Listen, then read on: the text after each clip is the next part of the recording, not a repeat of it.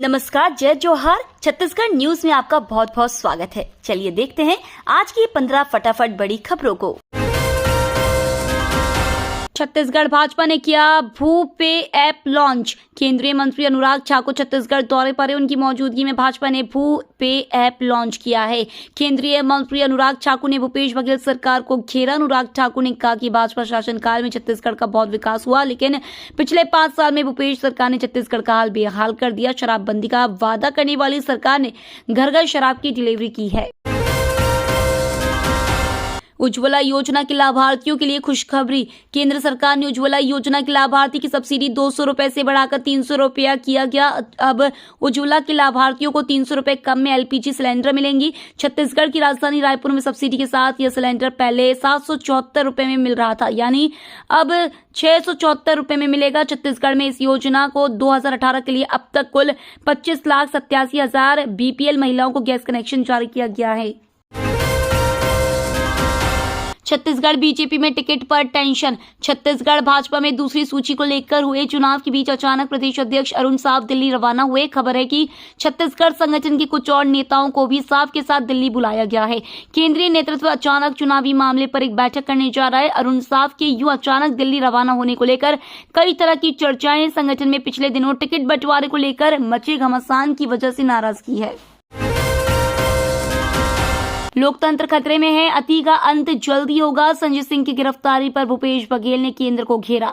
आप सांसद संजय सिंह की ईडी द्वारा गिरफ्तारी को लेकर सीएम भूपेश ने बड़ा बयान दिया है। सीएम बघेल ने कहा है कि लोकतंत्र खतरे में, जिस प्रकार से विपक्ष को खत्म करने का प्रयास किया जा रहा है, ये सीधा सीधा देश को तानाशाही की ओर ले जाने की कोशिश हो रही है।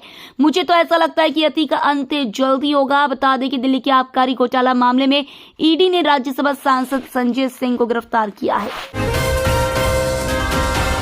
9 अक्टूबर को दिल्ली में होगी सीडब्ल्यूसी की बैठक।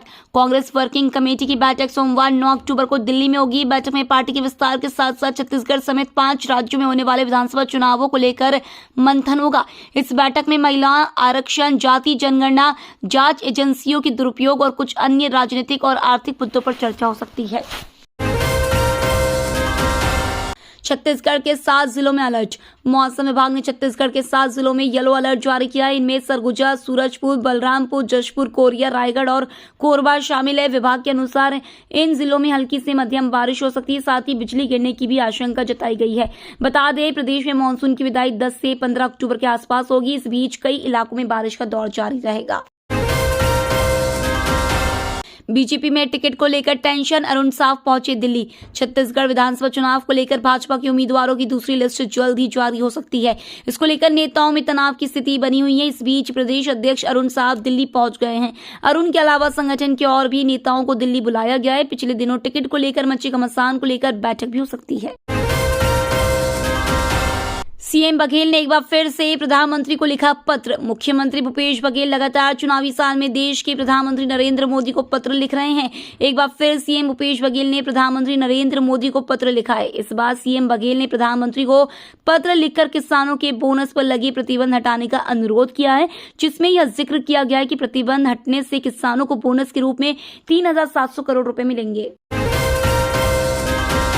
छत्तीसगढ़ पुलिस में कांस्टेबल के 6,000 से ज्यादा पदों पर निकली भर्ती। छत्तीसगढ़ पुलिस में कांस्टेबल के 6,000 से ज्यादा पदों पर भर्ती निकाली गई है। इस भर्ती के लिए आवेदन की प्रक्रिया 20 अक्टूबर 2023 से शुरू होगी। इच्छुक उम्मीदवार cgpolice.gov.in पर जाकर 30 नवंबर 2023 तक ऑनलाइन आवेदन कर सकेंगे। ये भर्तियां कांस्टेबल, जीडी कांस्टेबल, ड्राइवर और कांस्टेबल ट्रेड के पदों पर हो रही है। रिक्तियों में कांस्टेबल जीडी के 5,000 से ज्यादा वैकेंसी है। पोस्टर जारी कर बीजेपी ने राहुल गांधी को बताया नए युग का रावण।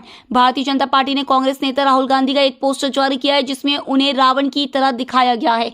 इसे लेकर कांग्रेस और बीजेपी के बीच जुबानी जंग तेज हो गई है। बीजेपी ने माइक्रो ब्लॉगिंग साइट एक्स पर फिल्मी स्टाइल में एक पोस्टर शेयर किया। इसमें लिखा है रावण कांग्रेस पार्टी का प्रोडक्शन, निर्देशक जॉर्ज सोरस। ट्वीट में बीजेपी ने Hungarian American businessman George Soros पर भी निशाना साधा।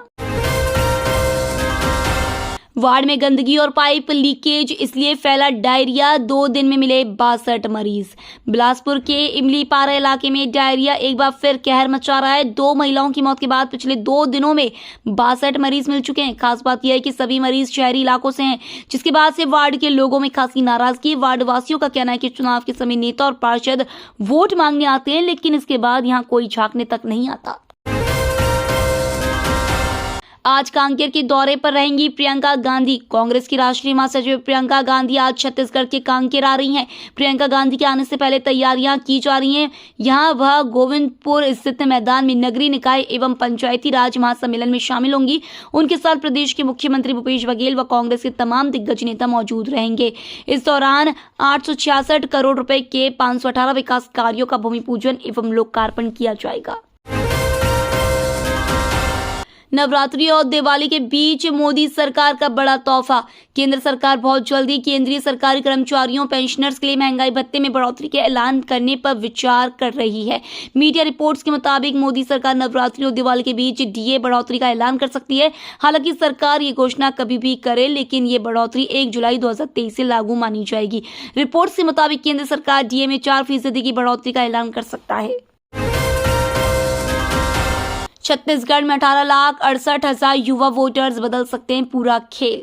छत्तीसगढ़ भी चुनाव के लिए तैयार है। मध्य प्रदेश की तरह ही यहां भी इसी साल नवंबर-दिसंबर में विधानसभा चुनाव होना है।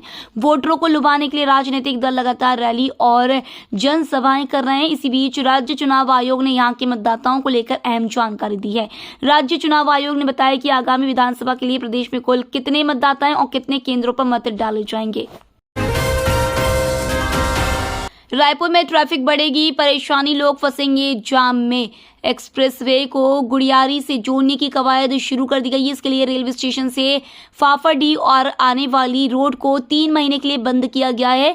अक्टूबर से दिसंबर तक पूरा ट्रैफिक एक ही लेन से चलेगा, यानी फाफाडीह स्टेशन जाने वाली रोड से ही दोनों ओर के ट्रैफिक को गुजारा जाएगा। स्टेशन जाने वाली ये सड़क दिन भर व्यस्त रहती है।